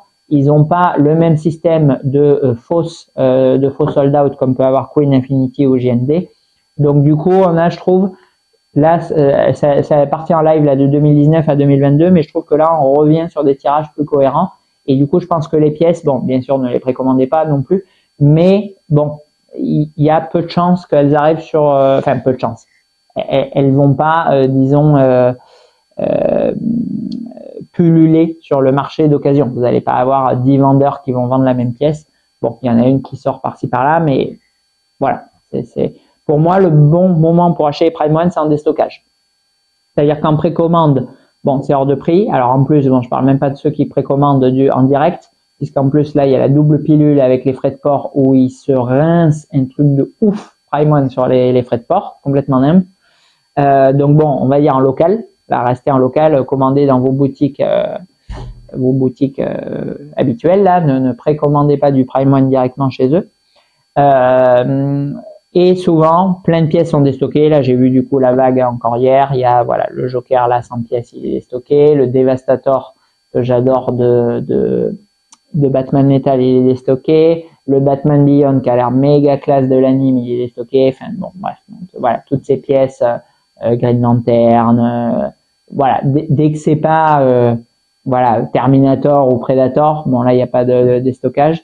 Et encore, il y a le Ultimate en déstockage du site interne. Bon, il a un prix complètement what the fuck d'origine. Voilà, les autres, bon, ça arrive, c'est à prix normal. Il y a Rao, il y a il y en a plein là, de nouveaux, il y en a plusieurs dizaines quoi. Bon bref, achetez un déstockage parce qu'effectivement, si vous loupez le moment de déstockage sur les pièces où il y en a 100, bon, même si c'est pas effectivement Terminator 2 Schwarzenegger. Il y a quand même bon, que 100 pièces dans le monde, donc retomber dessus, ça va pas être fastoche. Par exemple, je vous donne un exemple type. J'ai fait louper du coup à Alex et à Denis la Catwoman Prime One Blitz Leeway qui a l'air d'être une tuerie intersidérale. De toute façon, vraiment, si vous devez précommander du Prime One, pour moi, privilégiez les pièces en partenariat avec Blitzway parce que toutes celles que j'ai vues, elles sont oufissimes. Oufissimes. Vous avez une statue Prime One voilà, grosse, généreuse, fournie au socle et compagnie. Et vous avez les head skulls de Blitzway qui sont complètement ouf. Là, le John Wick, le Keanu Reeves, le Paul Atreides, ils ont l'air trop classe, les trucs, quoi. Bon, voilà. Donc, elle, 400 pièces, la Catwoman. J'en ai vu 0 en occasion. Voilà. Alors, il y a le fou furieux dont je parlais tout à l'heure qui a revendu la scène 1000 € quelques jours après l'avoir reçu. Mais même au prix de lancement, là, 2000, je crois que c'est, j'en ai pas vu, quoi. On en voit un peu vite fait, des fois sur Facebook, plus vers 2200, 2500, quoi. Voilà. Mais pour moi, Prime One, vous achetez quand c'est déstocké, c'est vraiment le bon moment d'acheter, surtout quand il y a quelques centaines de pièces. Là, bon, il y a de grandes chances que vous ne retrouviez pas en occasion. Et bon, bien sûr, pas de bobard, oui, si vous précommandez plus, ils vont couler, il n'y aura pas de pièces, machin et tout. Bien sûr que non, parce que bon, les Asiatiques, ils commandent à fond de Prime One. Ils vont pas venir écouter Level Brothers, c'est évident. Et eux, ils n'ont pas de problème pour payer et compagnie. Donc, rien qu'avec le marché asiatique, Prime One, ils fabriquent de toute façon ad vitam aeternam des statues, il n'y a pas de souci. Et du coup, il y aura a fortiori des pièces qui arriveront en Europe toujours, systématiques. Bon. Après, on va passer à Sideshow. Alors, Sideshow, je vous avouerai que je vais moins m'aventurer sur des informations précises. Lâcher la marque depuis un bon bout de temps. et que du coup, je me rends pas vraiment compte en fait des limitations, des sold out et tout. Ce que je peux vous dire en tout cas, pour les demandes que je reçois et pour les pièces que j'avais précommandées et certaines que j'ai pas reçues, c'est qu'il y a peu de stock au final, donc peu d'annulations. Alors, encore une fois, lié au prix, parce que c'est certain qu'une statue que vous avez précommandée à 700 €, vous avez déjà versé 200. Bon, ben, quand elle arrive, il est beaucoup plus facile de trouver 500 € qu'un buste Queen ou Infinity à 5000, où vous avez dit, ouais, je suis un fou furieux, je précommandais Préco, Instaclick, Megabuy, Day One, je sais pas quoi, je poste sur Facebook, avec 500 € et ah ouais, mais il faut aussi les 4005. Ah non, mais en fait, les 4005, en fait, attends, je vais vendre ma voiture. Non, je vais quand même garder ma voiture. Non, ben du coup, j'annule. Voilà, je cancel.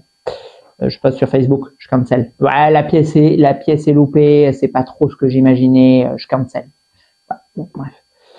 Donc, après cette petite parodie boutade, voilà, Sideshow, c'est quand même des prix qui restent extrêmement raisonnable, même si selon les pièces, bon, moi je trouve que c'est quand même vraiment très cher pour ce que c'est.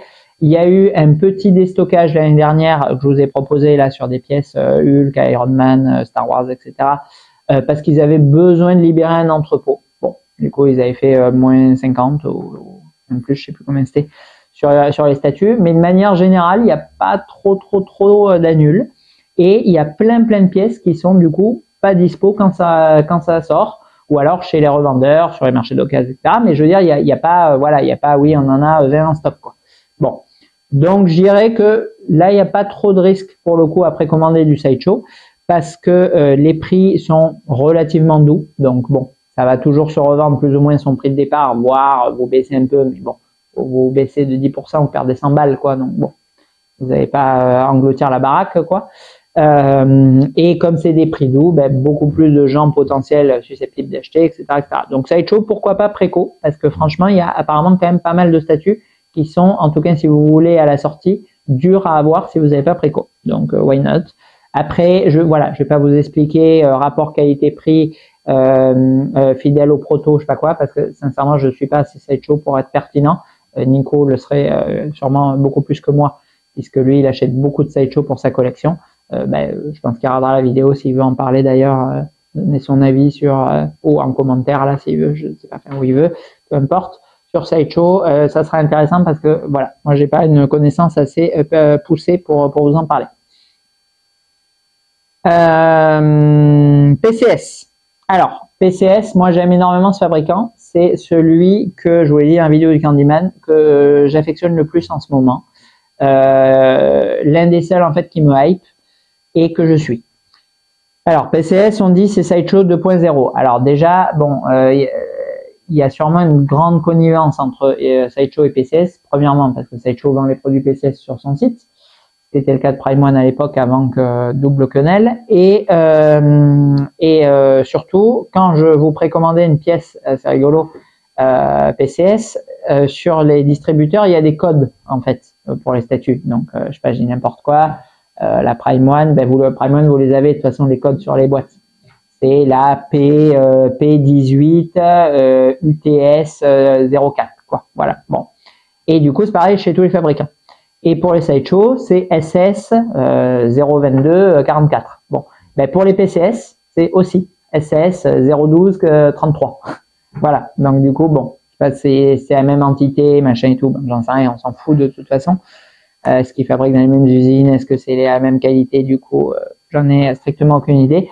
C'est vrai qu'on dirait vraiment du Sideshow, surtout ce qu'ils faisaient à l'époque quand ils avaient des bons sculpteurs mal peints. Aujourd'hui, c'est un peu l'inverse. Elles sont pour le coup assez bien peintes, je trouve, la plupart des Sideshow, mais le sculpte est un peu en retrait. Bon, PCS, pour moi, c'est ça. C'est très bien sculpté. C'est vrai que les paints sont vraiment extrêmement légers, voire quasi absents. Mais par contre, j'adore parce qu'on a du 1 tiers, on a des putains de vraies licences. Je vous l'ai dit en Candyman, donc je vais pas répéter, des années 80, 90, 2000. On n'a pas Wonder Woman Platinum 84 dans 6 mois, je me souviens plus qui c'est, alors que j'ai payé 4K. Et voilà. Et on a des prix. Alors bon, j'avoue qu'ils se sont un peu enflammés le zizi récemment sur certains produits, mais on a quand même une grosse partie de la prod qui est entre 1000 et 2000 euros.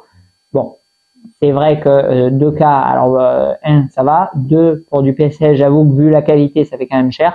Maintenant, on reste tout le temps sur des tirages de 200, 300 exemplaires, 400. D'ailleurs, c'est marqué sur leur site, faible tirage. Voilà, et ils l'ont mis dans les qualités. Je crois qu'il y a, je sais pas quoi, il y a un truc, c'est les bobards, c'est genre qualité high level, je sais pas quoi, un truc du genre, mais ça c'est pas vrai. Après, on a licence bidule, ça c'est vrai, c'est un putain de catalogue de licence PCS. Et après, on a faible limitation. Bon, et je vais pas revenir sur les limitations, je vous ai bassiné déjà 1h30 dans cette vidéo avec, mais c'est important. Donc PCS, je vais pas vous dire malgré tout de précommander, parce que je me suis totalement gouré sur les Laserface, sur les Scream, sur les machines qui sont des statuts pour moi où il n'y avait pas de problème en termes de prix, de licence et de limitation, et malgré tout, elles ont été déstockées. Donc précommandez peut-être pas PCS, mais en tout cas, moi je kiffe. Bon, vous n'allez pas perdre 50%, c'est sûr. Parce que là, on l'a vu là aussi dans des vidéos récentes, les PCS, bon, elles ont été un peu déstockées fournisseurs et du coup boutique. Mais sur le marché de l'occasion, vous en voyez pas. Tapez PCS sur le Bon Coin ou sur eBay, etc. Il y a Walou, il y a un Rocky, les vieilles là, Rambo, je sais pas quoi, mais allez chercher un Laserface, un Scream, des Tortues Ninja, Blade, je sais pas quoi, il y a rien du tout. Bon, donc forcément, encore une fois, vous mettez en vente. Bon, il suffit d'un Gugus qui cherche, il va vous acheter. Alors que vous êtes en concurrence avec 5 autres bonhommes, bonne chance, comme dirait Liam Neeson. Ensuite, GND.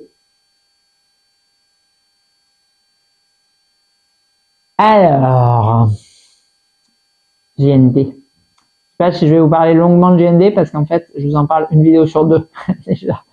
Donc, je pense que je vais m'abstenir. Alors, je vais leur donner un bon point sur qualité livrée par rapport au proto. Et effectivement, je pense que c'est un des seuls fabricants, là pour le coup, je vais être honnête, à améliorer le produit final par rapport au prototype. Ça, c'est quand même assez unique, exemplaire, il faut le reconnaître. On a du coup, bon, 0 downgrade. Après, le reste, non. Non. Parce que prix de dingue, petite statue, limitation gargantuesque et licence pour la plupart complètement oubliée dans 2 ans. Donc bien évidemment, et bon, abondance sur le marché de l'occasion aussi, voilà, vous pouvez rechercher là les hits de JND, là, Wonder Woman, Harley Quinn, je sais pas quoi, machin, voilà, il y en a, il y en a, il y en a, il y en a, il y en a, il y en a, il y en a sur le Bon Coin, il y en a sur eBay, il y en a sur Facebook, il y en a chez Marine Lacan, il y en a chez les revendeurs, Dérive, Brice Comics, Toy Planet, Black Friday, Red Friday, Rainbow Friday, ce que vous voulez, il y en a partout, partout, partout. Voilà. Et avec des très grosses remises, que ça soit chez les revendeurs, que ça soit direct du coup en Asie, ou que ça soit chez les malheureux consommateurs qui, pour le coup, c'est pas Harley qui finit à poil, c'est le type qui l'a acheté et qui doit la revendre à moins 30% de son prix d'origine. Voilà, donc bon, non, bien évidemment, ne précommandez pas du tout. Ça va de soi et bon, encore une fois, c'est pas une aversion envers la marque, même si effectivement je l'aime pas. C'est une constatation quoi. Vous prenez le catalogue, vous regardez les prix d'origine, vous allez sur le Bon Coin et Facebook, vous regardez les ventes réussies, ou non réussies plutôt pour la plupart, malgré les remises, et vous aurez compris. Voilà.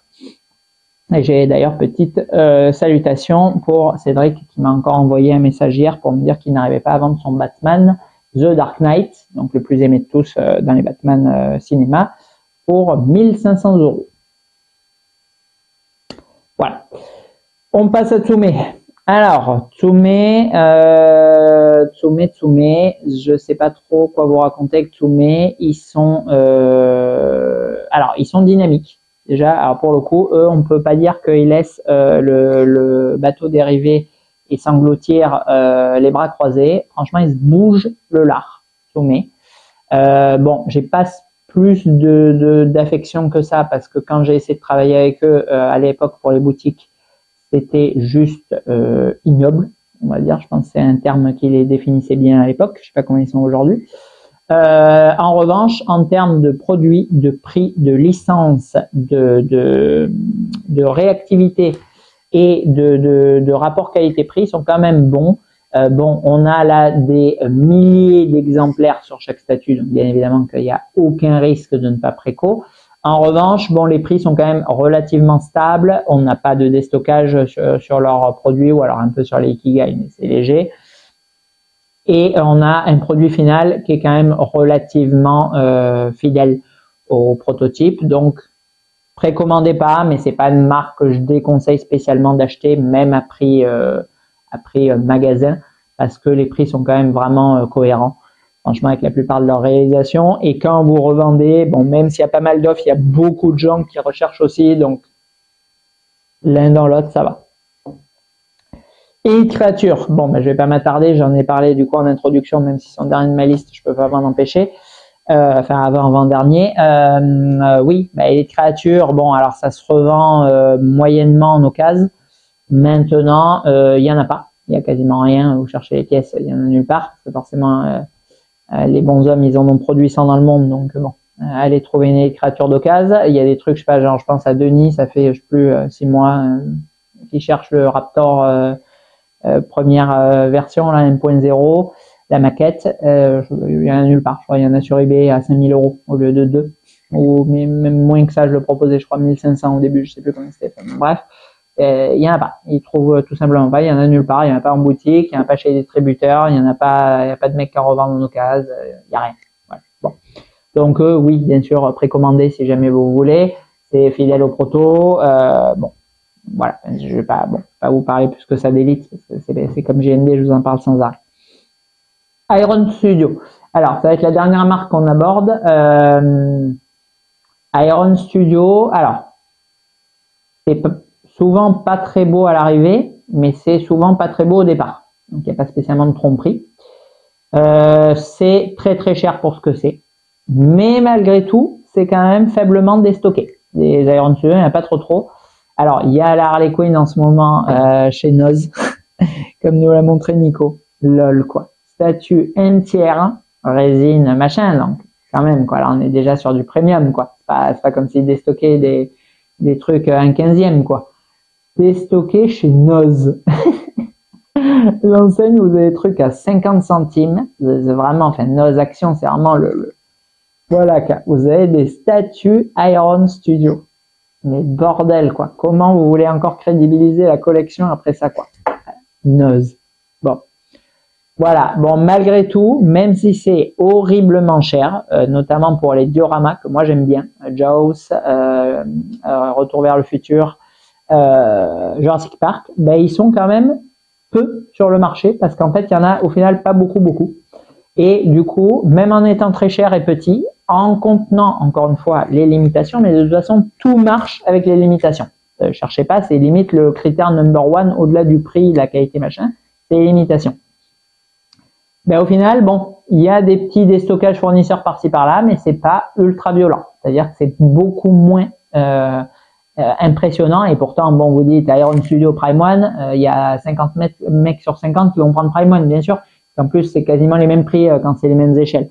Mais malgré tout, il y a moins de pertes sur Iron Studio que sur Prime One. Donc, bon, précommandez peut-être pas, mais c'est pas non plus la catastrophe intersidérale si jamais vous l'avez fait, ou si vous achetez prix public quand ça sort, c'est pas l'hécatombe. Bon. Et dernière marque, c'en est pas une, c'est un groupe de statues, et après on fera du coup notre classement. Ce sont les statues custom. Alors, là, très gros revirement de situation pour les statuts custom en général. Puisqu'on a eu l'apparition des statuts custom il n'y a pas super longtemps, que ce soit sur les produits comics ou sur les produits manga, mais aussi maintenant sur le cinéma, parce qu'on a pas mal de très belles sociétés de produits custom Star Wars aussi. Il y a un moment, ça avait méga le vent en poupe. Pourquoi? Et moi le premier.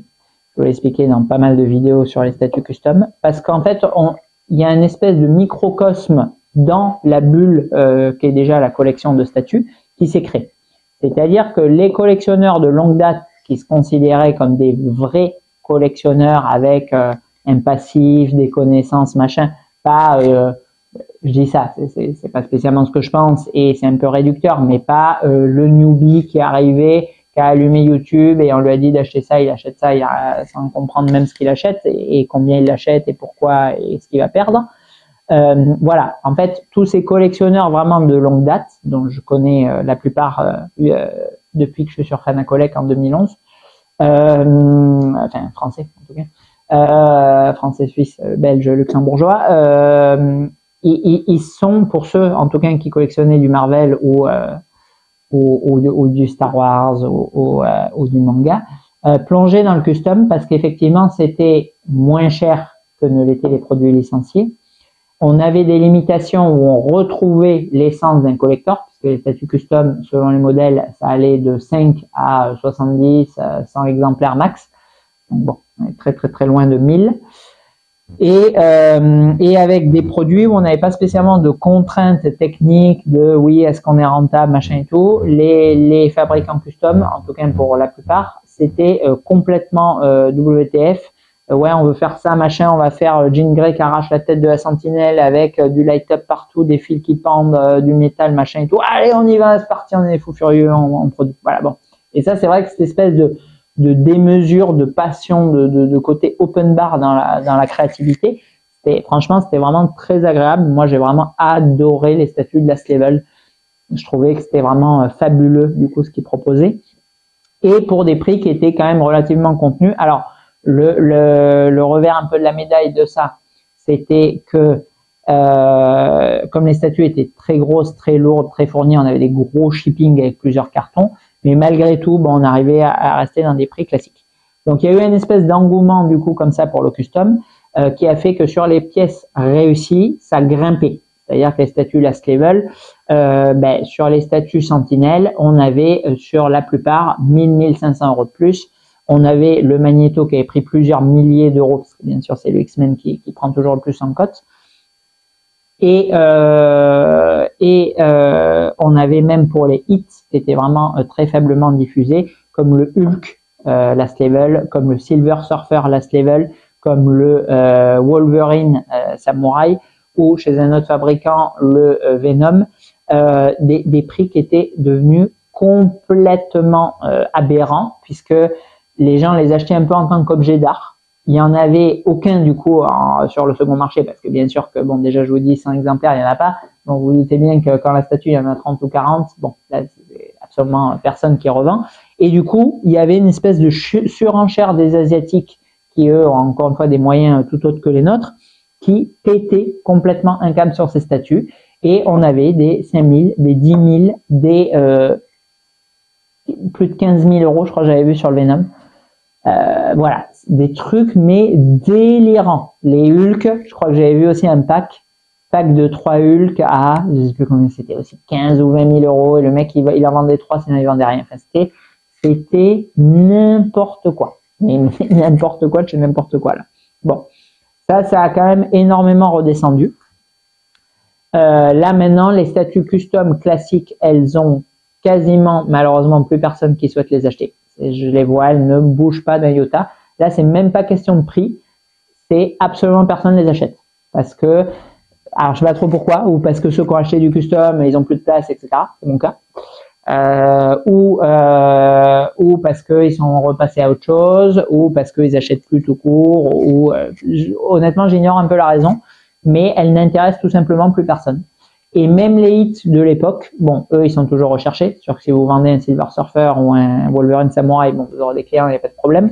Maintenant, pas du tout au prix complètement extravagant, comme il y a eu l'envolée Pokémon en 2020, qu'elles se sont vendues à un moment. Voilà. Donc, aller vendre un Venom là à 15 000 €, à mon avis, ça marche pas. Bon. Voilà, donc du coup, bon là il n'y a pas de système de précommande, machin et tout, parce que déjà pour précommander, il faut avoir la chance d'être dans les groupes, donc bon, c'est rarement le cas. Donc souvent c'est plus vous allez acheter à des revendeurs quand il y a du stock. Donc là, j'ai envie de vous dire oui, si vous voulez acheter, c'est le moment parce que vous n'êtes pas du tout sûr de retrouver. Par contre, attention, parce que c'est vraiment des statuts qu'il faut garder et pas des statuts dans lesquels vous allez investir.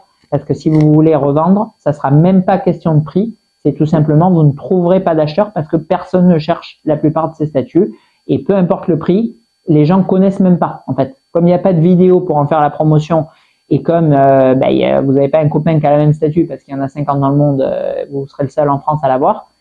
Il n'y a aucune connaissance, popularité de ces produits. Donc du coup, du coup, ça va être extrêmement compliqué, voire impossible de revendre la statue.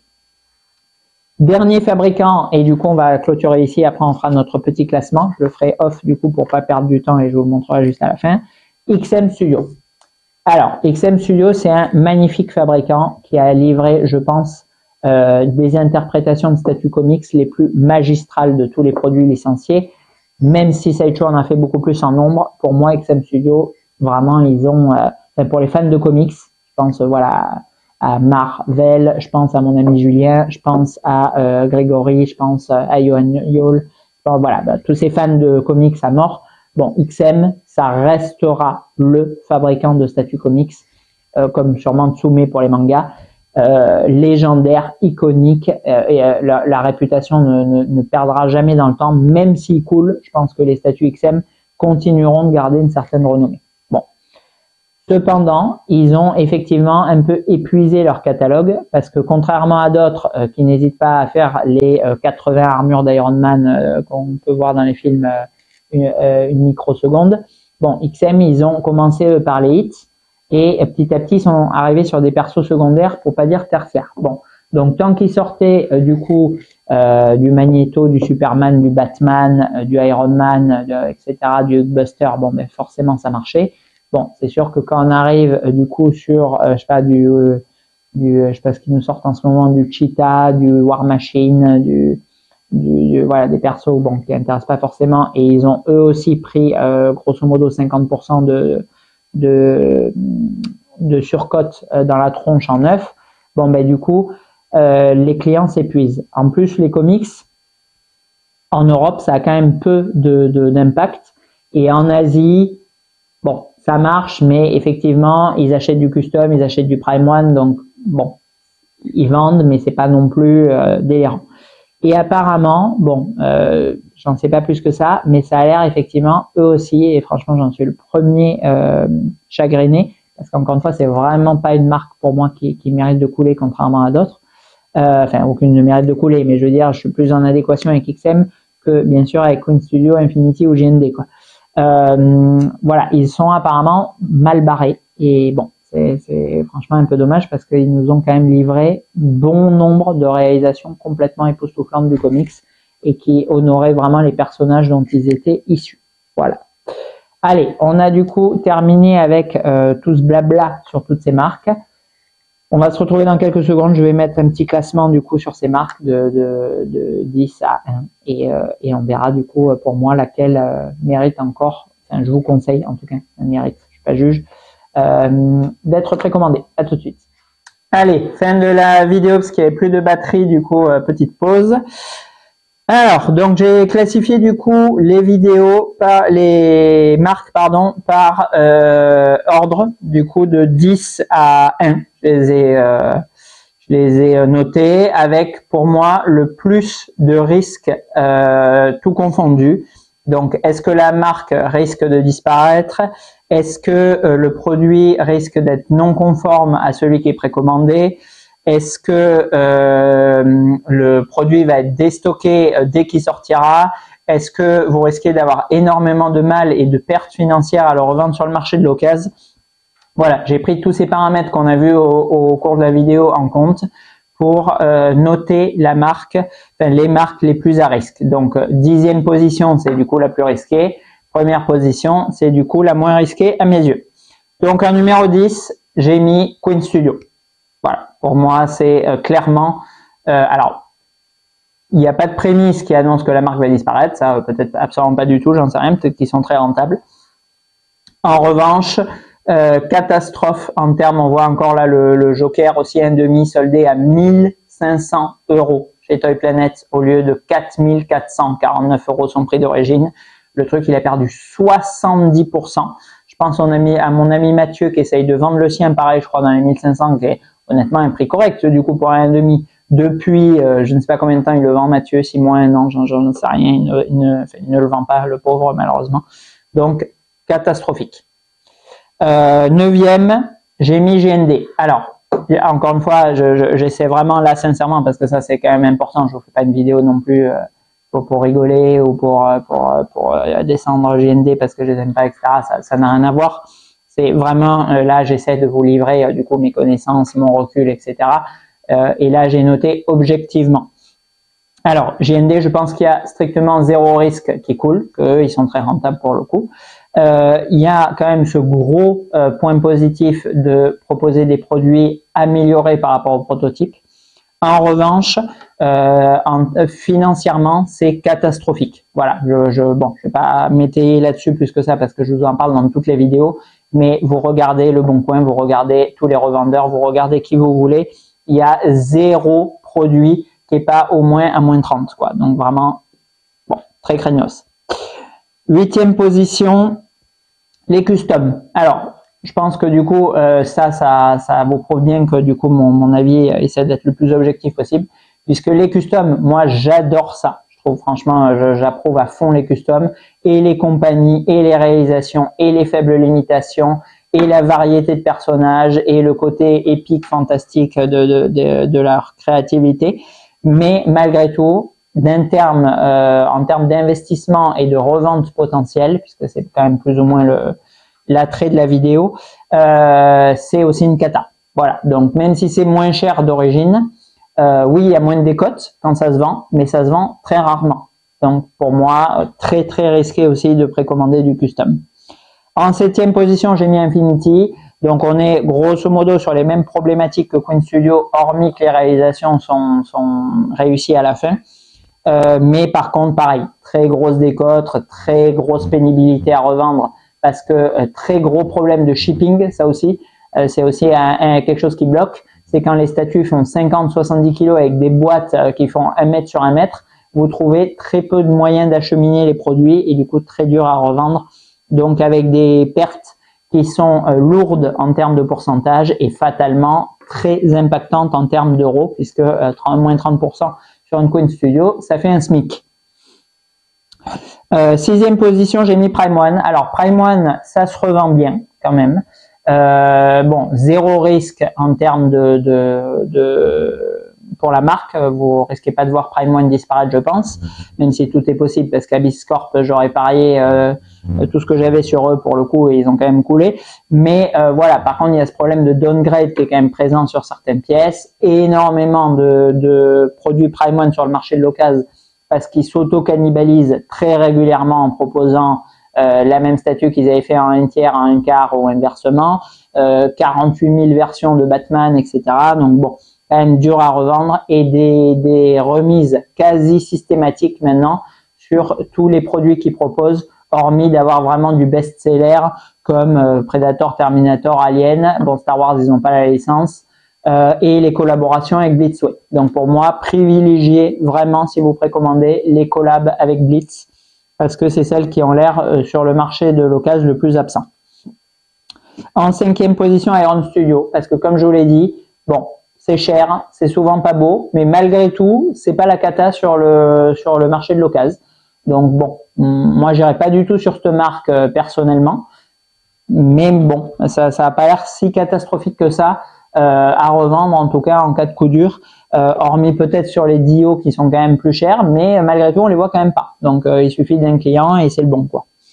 En 4e position j'ai mis Tsume parce que Tsume ça restera comme XM.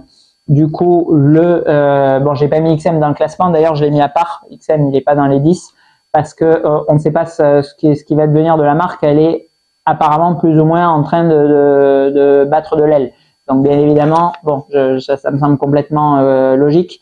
Je vais pas vous mettre, ne serait-ce qu'en 10e position dans le classement, une marque qui est à moitié en train de couler, quoi. Si c'est le cas. Donc eux, ils sont hors classement. Bien évidemment, vous courez surtout pas le risque d'aller commander du XM, c'est évident. Bien avant Coin Studio. Bon, de toute façon, ils proposent plus grand chose honnêtement d'attrayant. Ils ont fait moult hits pour les fans de comics, mais là, il y a de toute façon plus trop de personnes intéressantes, donc ça règle le problème, quoi. Donc Tsume, ça se revend toujours bien. Je pense que financièrement, ça va. Ils sont pas spécialement impactés. Ils sont quand même extrêmement dynamiques. C'est des prix relativement contenus et cohérents. Il y a toujours une forte demande sur le marché de l'occasion. Donc ouais, là, je trouve qu'on arrive sur des marques à partir du 4e, là où bon, pourquoi pas, si vous voulez une pièce. Bon, après, il n'y a aucun risque de sold out avec eux parce que, enfin, à part vraiment sur les trucs genre Barbe Noire, des trucs comme ça où il y en a très peu. Mais sur les autres, bon, voilà, vous retrouvez toujours, il n'y a aucun souci. Voilà, sur les très courantes, il y en a en permanence.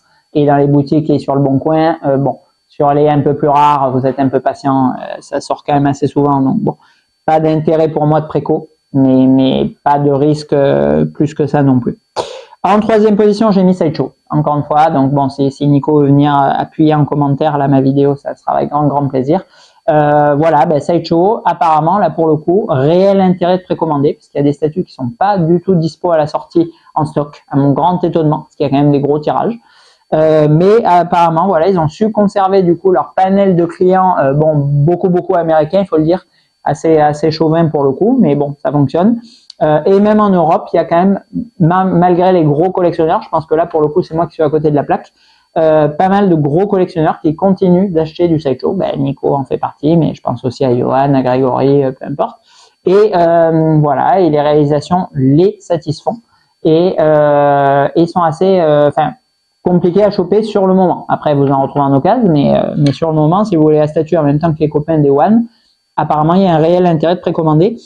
Je devrais peut-être d'ailleurs proposer plus de, c'est peut-être vraiment une idée aussi un peu de ma part de pas développer plus que ça la marque, de pas la connaître, de rester un peu à côté. Disons qu'à un moment, ils sont tellement éloignés en fait de ce que j'ai collectionné au début de ma collection que voilà, j'ai eu une espèce d'un peu je sais pas, d'overdose comme ça. J'ai dit non, plus de Sideshow du tout. Mais bon, franchement, je suis peut-être resté sur des mauvais a priori parce que là, de manière relativement unanime de la part de gros collectionneurs sérieux, les gens continuent d'apprécier Sideshow. Je crois que c'est d'ailleurs la marque préférée de Nico pour le coup. Donc bon, sûrement, voilà, je devrais peut-être proposer régulièrement des précommandes de Sideshow sur Level Pro. On va peut-être arriver du Sideshow prochainement.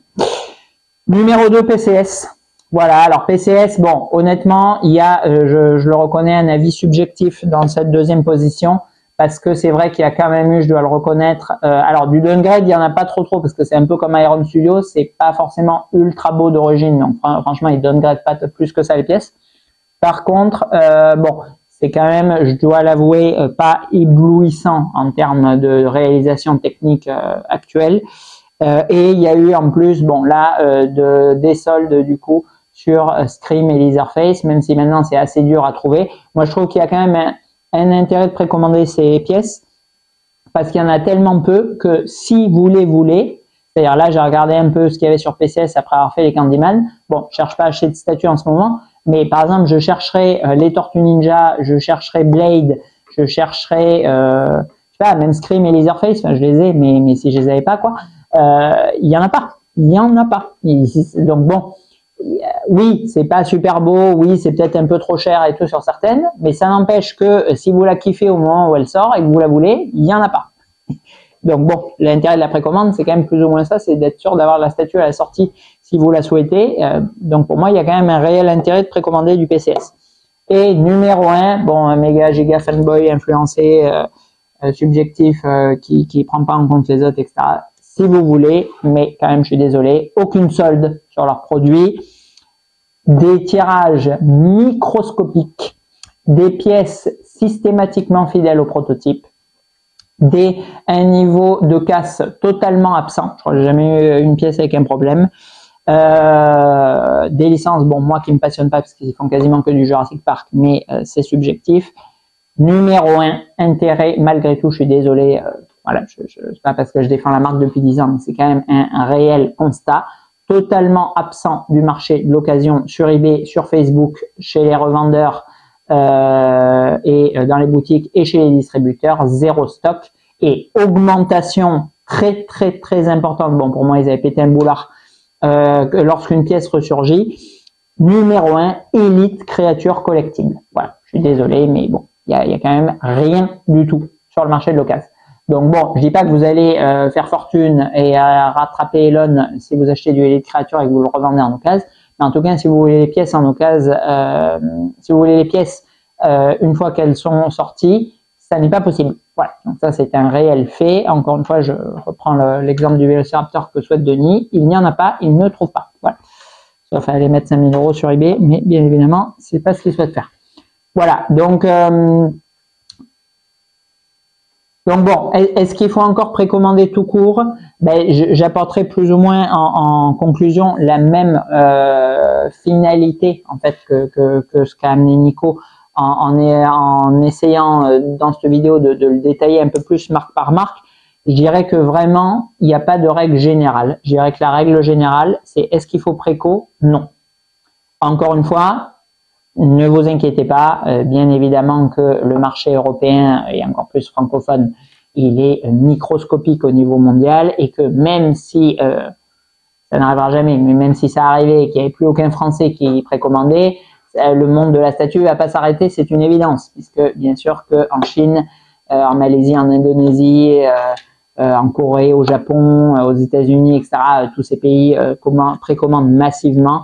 Donc, l'industrie de la statue, pour la plupart de ces fabricants, elle ne va pas se stopper et elle n'est nullement impactée si la communauté francophone précommande ou non. Donc ça, c'est des énormes sottises de prétendre l'inverse. Donc moi, j'aurais tendance, pour amener une réponse tranchée, à dire non, ne précommandez plus, clairement. Parce que on l'a vu sur ces marques, sur 10, il y en a grosso modo 4 où ça peut valoir le coup, donc moins de la moitié. Et de manière générale, si on regroupe les déstockages fournisseurs, les déstockages boutiques, parce qu'ils sont à différencier, les déstockages que font actuellement Toy Planet, ils n'ont rien à voir avec les déstockages distributeurs, parce que là encore, ça peut être flou pour vous. C'est-à-dire que vous pouvez vous dire, oui, les distributeurs, ben, en l'occurrence EO, des stocks. Donc du coup, je vais retrouver la promo chez Kawet Jones, chez Brice Comics, chez Kyodai Yaniki, chez Toy Planet, etc. Non. Lorsque Toy Planet a des stocks comme il le fait actuellement, on l'a vu, il des stocks moins chers que EO parce que c'est son propre stock. Donc il y a les déstockages fournisseurs qu'on a évoqués tout au long de l'année et il y a aussi les déstockages propres à chaque boutique en fonction de ses stocks. Donc il y a ces deux paramètres et il y a bien sûr l'immense marché de l'occasion, que ce soit sur le Bon Coin ou sur Facebook si vous visez l'Europe. Donc je dirais qu'il y a extrêmement peu de pièces où vous risquez d'avoir du coup une pénurie totale de l'objet lorsqu'il sort ou en étant patient sur les 6 prochains mois. Bon, ça arrive, on a eu quelques contre-exemples là avec Elite Créature où ça peut arriver avec un peu de PCS. Mais franchement, de manière générale, il y a grosso modo tout qui ressurgit après. Voilà. Donc je dirais grosso modo, est-ce que vous devez précommander? Non. Si vous le faites, essayez vraiment. Alors là, c'est ma vision, mes paramètres, machin. Bon, j'essaie d'être quand même relativement large et objectif.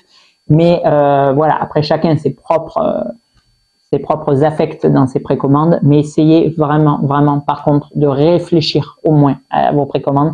C'est-à-dire, n'oubliez pas que vous allez engager 1000, 1500, 2000 €, 5000 € pour certains. Donc vraiment, faites pas « Ah ouais, il m'a dit que c'était de la bombe, je prends ». Voilà, c'est ça vraiment, vraiment. Et que ça soit, je sais pas, n'importe qui, votre pote, Facebook, le fabricant, un spot TV, un YouTuber, je sais pas qui, peu importe, on s'en fout. Vraiment, achetez vraiment pour vous-même, voilà, ayez vraiment une réflexion sur la pièce, sur le fabricant, sur aussi est-ce que vous allez devoir revendre ou pas, parce que ça c'est très important aussi, quoi.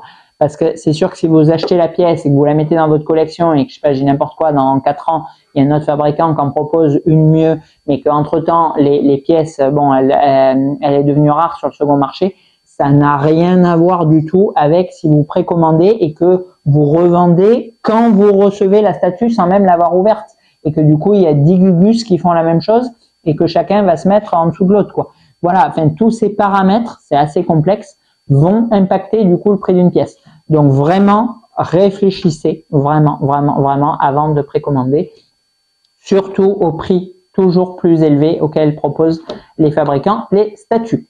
Voilà, allez, merci beaucoup pour ceux qui sont restés jusqu'à la fin, sûrement une des plus longues vidéos du coup de la chaîne. Et n'hésitez pas, comme d'habitude, encore une fois, je suis pas la science infuse, je suis pas Monsieur Statut et je sais pas tout surtout, comme certains me le rappellent. Donc n'hésitez pas, chacun à donner votre avis en dessous pour que ça puisse venir enrichir encore la vidéo, puisque je pense que tous les gens qui viennent la regarder, vu le faible nombre de commentaires, vont lire l'intégralité des commentaires qui sont en dessous. Puisque souvent les commentaires, et j'en suis très content que je reçois, c'est pas coucou Vincent, comment ça va, top vidéo, machin, c'est souvent des commentaires, et ça me fait vraiment très plaisir, construits, étayés de plusieurs lignes avec vraiment une argumentation. Et ça, c'est vraiment, voilà, c'est tout aussi intéressant que ce que je raconte, de lire les commentaires des autres, quoi. Parce que c'est sûr que voilà, si vous lisez 20 fois coucou Vincent, ça va, bon, c'est bien évidemment que ça n'a pas trop d'intérêt. Maintenant, voilà, les avis de chacun et tout, de gens qui commentent vraiment régulièrement, je sais pas, comme Denis, comme Nico, comme Thierry, comme Michel, comme voilà, comme plein de personnes qui amènent des commentaires vraiment constructifs et intéressants à lire. Ben voilà, vous pouvez lire mutuellement les commentaires des autres, et ça c'est aussi enrichissant. Allez, merci beaucoup, à bientôt, bonne fin d'année, parce que je pense que ça va être la vidéo plus ou moins de fin d'année là. Et ben, on se retrouvera sûrement en 2025, mais peut-être à un rythme moins soutenu. L'arcane est fini, à bientôt.